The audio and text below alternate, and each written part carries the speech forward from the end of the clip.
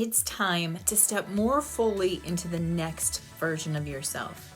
Think about it this way. Spring is almost here, and that means the earth has done a full rotation and is back to a new beginning.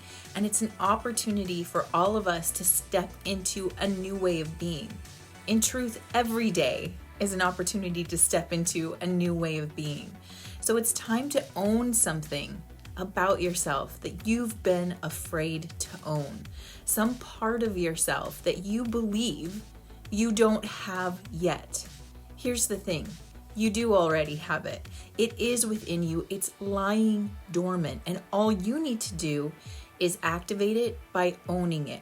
So what is something you want to be more of? Do you want to be more confident?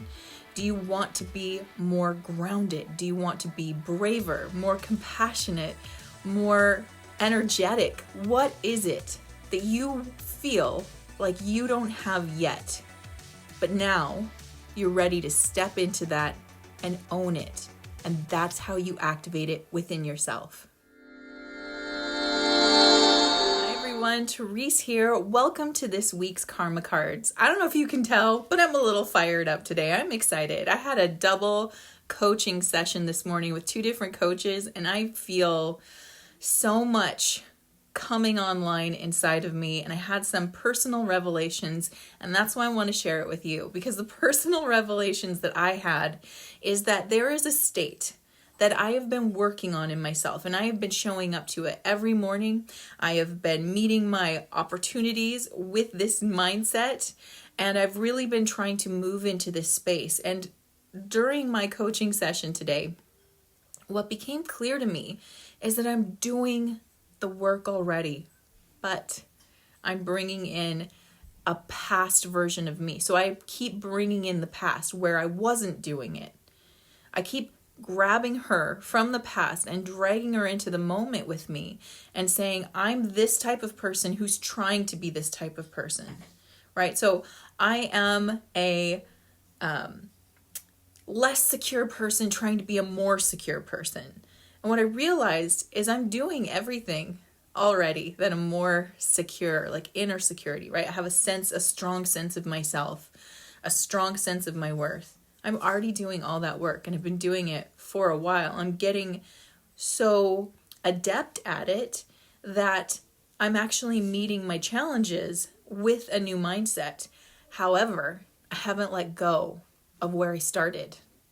I haven't let that go. And that really dawned onto me today. And I was asked to more fully own who I am. What if I was asked actually, when will you feel that you're secure enough? Like, when will you feel you've done it? And I couldn't answer the question because I didn't give myself any parameters about when this is going to happen. So I want to share this with you because it was so powerful. I realized that I just simply never made the choice to be done. And I never really fully made the choice to activate this part of my persona, right? I've been playing the same part over and over, even though I have already moved into another phase. And that's why I wanted to share it with you, because I feel like this isn't something that's unique to me. I feel like we all do this. We are all looking to evolve ourselves. That's the point of being here, is to watch our own evolution. And we are creating it. And even though we might have that awareness, the theory that, yes, I create my life, we can forget that part of that creation is to fully step into it, where you stop focusing so much on I'm going to do this or have to do this or this is who I want to be, and you actually start embodying that quality, which means you have to let something go. And usually what you have to let go is a preconceived idea of who you are. And so I'm asking you today to join me in moving deeper into owning a part of yourself that maybe you're afraid to own.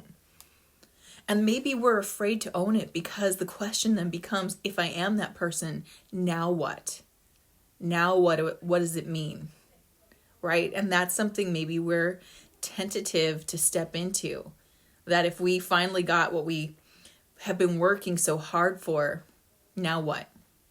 And so I think that sometimes we hold ourselves in a pattern of working on it so that we don't have to fully own it, because then to fully own it would mean that you have to change fully, and you have to start realizing or taking on something that your old version of yourself gets to bypass, right? So I'm inviting you today to think about something you would like to see yourself as. So is it braver, more calm, more responsive than reactive, right? What is it? More emotionally secure, whatever it is. Notice if you've already been focusing on that, you're trying to bring that version in. Are you still bringing the past version in too? Are you still bringing the previous conception of yourself into this present moment? So one of the exercises this week is to release it. Let it be the past. Let this moment be this moment. And this moment is the in-between. You're not that version of yourself, and you might not fully feel like the next version either. You're right in the middle of it. And in this space, it is easier now to own the next version of yourself because you're doing the work here, right? And the place where the work is happening is in this present moment, in the choice you make right now. And that will determine whether you're acting like a past version of yourself or a future version. And as you act like the future version, the version you desire to own, you become her in this moment. And on a spiritual, more esoteric level, you're probably feeling this energy anyway. We are literally in the northern hemisphere in the last days of winter. I mean, I think spring comes on between the 19th and the 21st of March is when we have that spring equinox.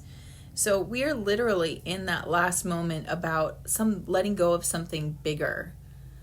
And what I'm inviting you to do is letting go of those self-limiting beliefs. Those are really what's in the way between where you are now and where you want to be, are the self-limiting beliefs, including whatever you're holding about spiritually self-limiting beliefs. If you believe you have to be more than you are in this moment, does that resonate for you? I have to be more than I am in this moment.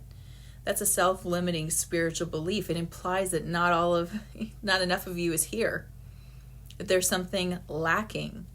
And what's really lacking is just the awareness that you are everything. What else could be here but you? You're the all thing and the no thing.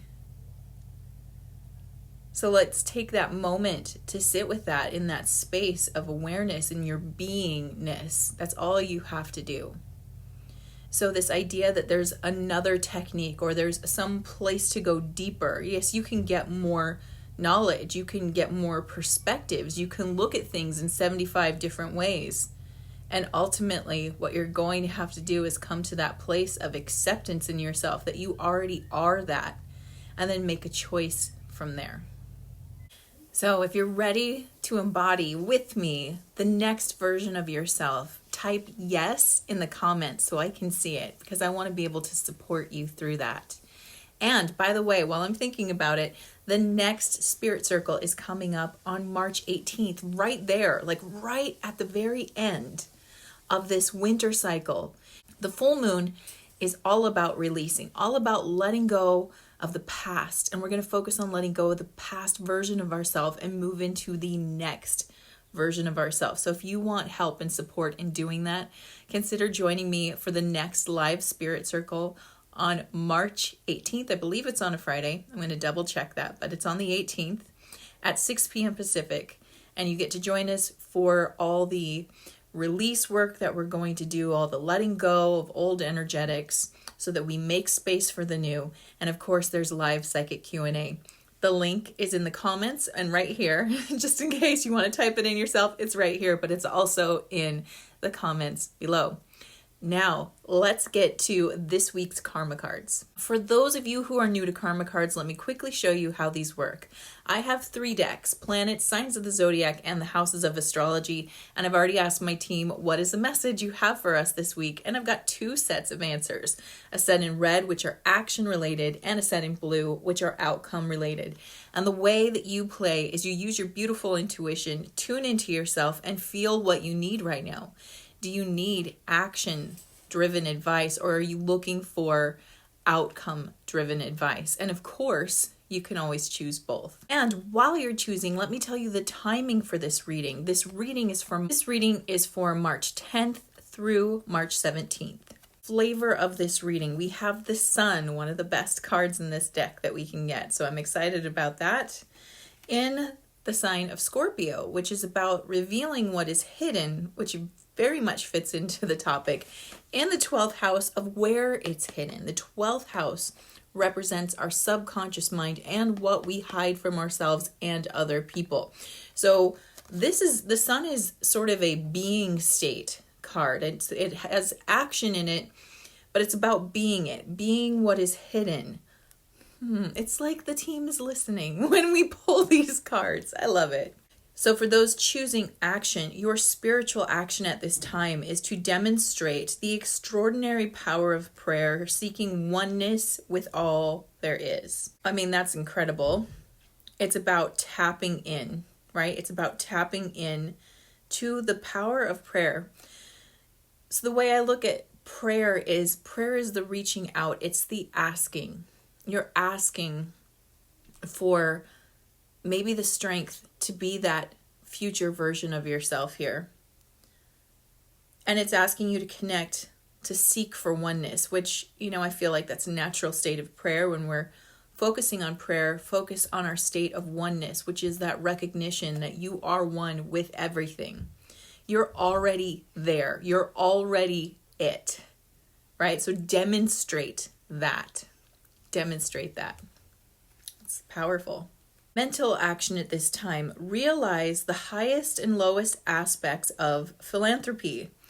All right, so this is about giving. Now, I think this is really interesting when we put it in the context of what we've been talking about, a giving state. When we allow ourselves to be more fully who we are, which is all the aspects. You're everything. You're all that is. We really are. There's nothing you can't tap into. Maybe there's stuff you don't want to tap into. That's fair. But there isn't anything you can't tap into.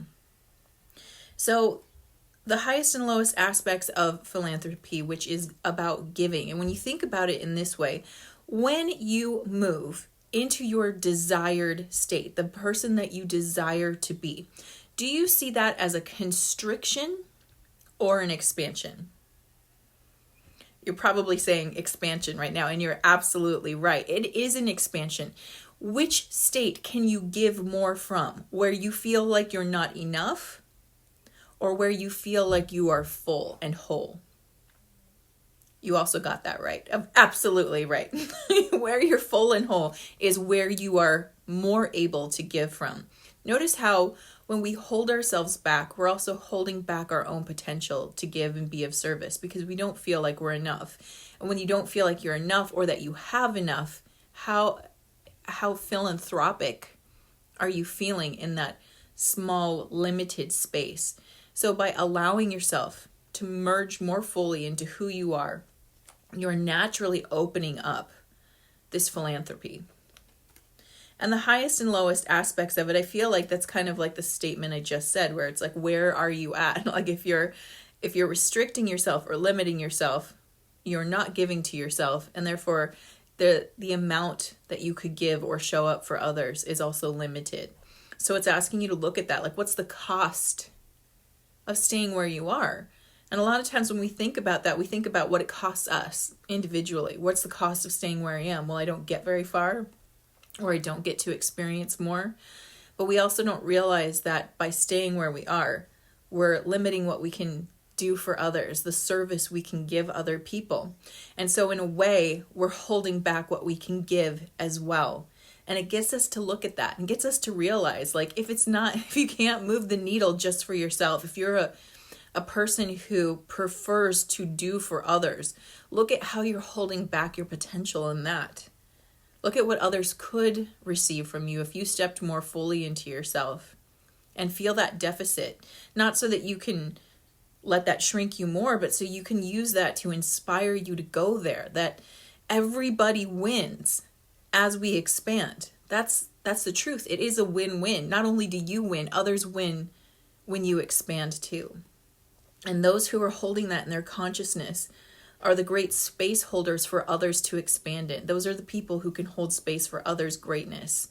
And I think that that's our destiny. That is a fourth density way of being, holding space for others' greatness, letting them expand in front of you, encouraging, holding them, seeing the vision for them is a great service you can provide for others, and it's easier to do when you've done it for yourself. Physical action. Act like a leader, control the situation, and keep your involvement hidden. So again, stepping into the next version of yourself is a form of leadership. You're going to change, you're going to expand, you're going to be able to hold more. You are going to be that space for others simply by allowing yourself to move into it and letting go of older versions or self-conceptions. That's how you control the situation. And so control for me at least, such a triggery word, because on one hand, if it's used correctly, it can be very powerful. Many times we see examples of how it's incorrectly used, where people are trying to control circumstances or other people. The only control of the situation is what's up in here, what's happening up in here.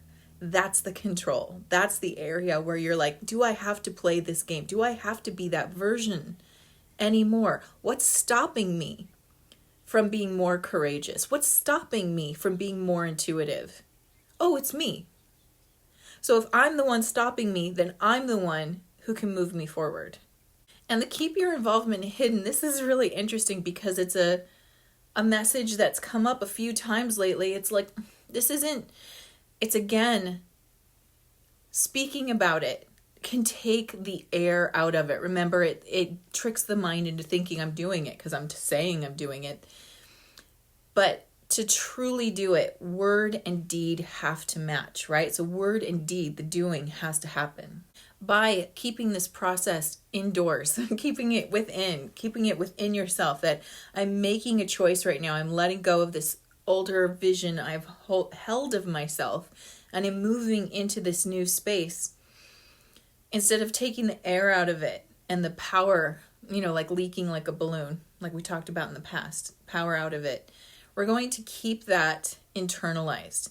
And we're going to use opportunity or challenge, whichever way you want to look at it, as our barometer of if I'm doing it. Am I doing it? Now I got a thing in my face now. I got a challenge or an opportunity here presenting itself to me. And now I have a choice. Do I react from the self-concept I had of myself, or do I respond from the version of myself I desire to be? That's when you know. That's when you know you're doing it, is when those thoughts kick in and you're like, I have choice here. I don't have to feel insecure, or I don't have to feel scared, or I don't have to feel like I have to make a choice on the spot. Right? I can take my time, or I can feel more secure, or I can feel brave. This is what it's asking from us, is to keep it internalized. And that's how you create leadership, right? So very rarely do real leaders out in the world just talk about what they're going to do. They instead example what to do, and then they help to teach or explain how they did it. It's always the example that comes first and the words second. So that's how we're being asked to approach working on this embodiment in this period of time. Okay, so now let's look at outcomes for the sun in Scorpio and the 12th house of what's hidden, or the subconscious mind. Your spiritual outcome at this time is the creation of purification to resurrect your faith. So the purification to resurrect your faith, let's focus on that part. The purification is letting go of the past. As soon as we do that, as soon as we can forgive and let go, we've purified something. We have released ourselves from a cycle of karma, whether it's repeating a past pattern or self-critiquing or whatever it is that's coming up. When we let that go and realize we don't have to keep bringing it into every moment, that's a choice. Old personality traits, old self-belief systems being brought into your current moment is actually a choice. When we realize that and we let it go, that's purification. From that space, something new can be born or resurrected. So again, I just want to point out that these aspects of ourselves that we wish to more deeply embody already exist within us. They got repressed. So instead of being an aspect of your light or what shines out of you, they became repressed and pushed into your shadow. So our shadow doesn't just contain that which we feel guilt, shame, depressed, anger, grief over, or rejected. It's not just those parts, it's also the parts that we don't claim, the things that are offline in us. They're not shining through us because we've repressed them. When we let go of that past self-concept, these pieces suddenly become resurrected. And when that happens, it increases your faith in your own ability to do this, your faith in that you are a creator and that you are all that is. You are deeply connected to it. And so there's nothing that's been denied you. There's no trait that you can't tap into, right? Remember, it's a choice. And remember, yes, there's traits you might never want to tap into, right? Might never want to be a liar. We can all do it, but we don't have to tap into it. But if it's something that you deem as positive or that would help or aid you, like courage, self-love, whatever it is, that thing has always been there with you. It's just been repressed. And by allowing yourself to know that it's in you, it resurrects it, brings it to the surface, and it gives you faith in your own ability to tap back in and allow these aspects of yourself to shine. You stop disowning them and you start realizing, I've been this the whole time. I just denied it.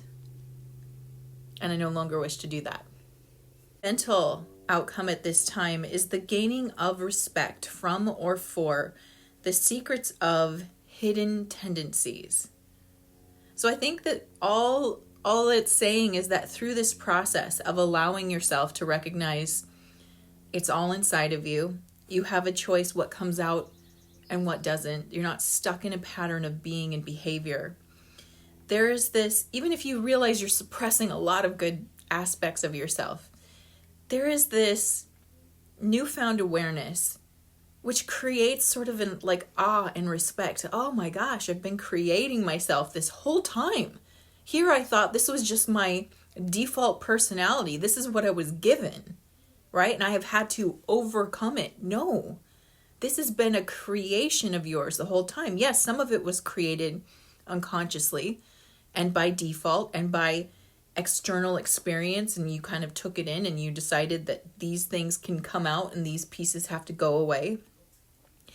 But when you start to see that you've been a creator the whole time, that it was you who manifested and created the personality or the perception of yourself you had, it gives you, it's amazing.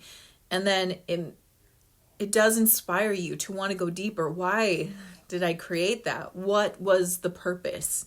I believe that everything we do, it has a purpose. It was serving something. And then we can ask ourselves, does this still serve me?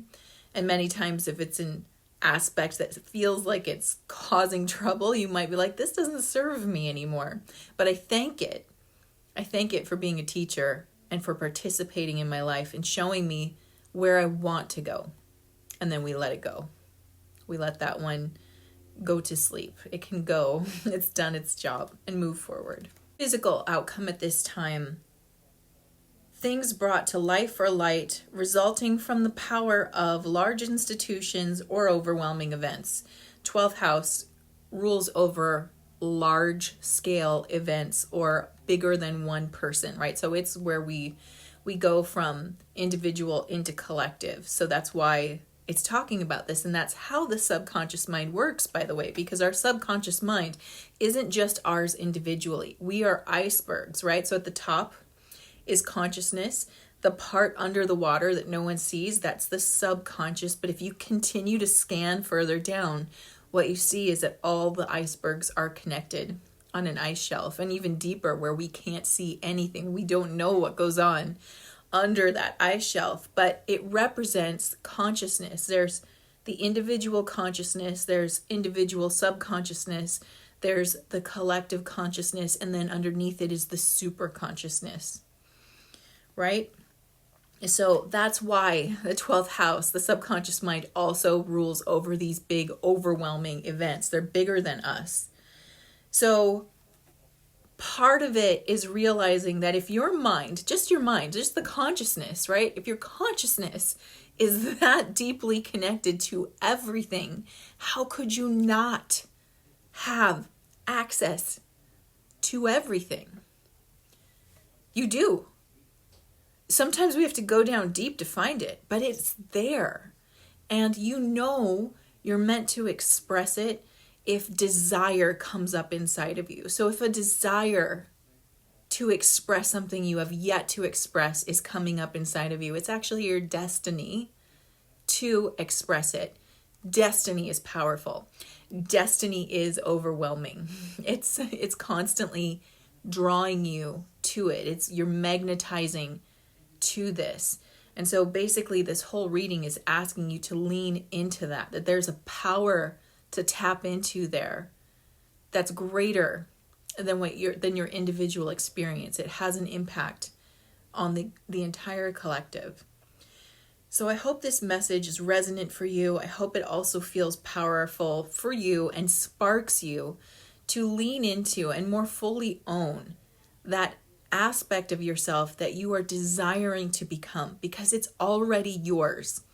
And in some cases, all you have to do is lean into it. And in other cases, you just have to own it. So where are you? Leaning in or owning? Let me know in the comments. I'm sending you all my love, and I can't wait to talk to you next week. Mwah. Thank you for watching. Subscribe now and hit the notification bell so that you know the next time I release a new video. Until then, stay magical.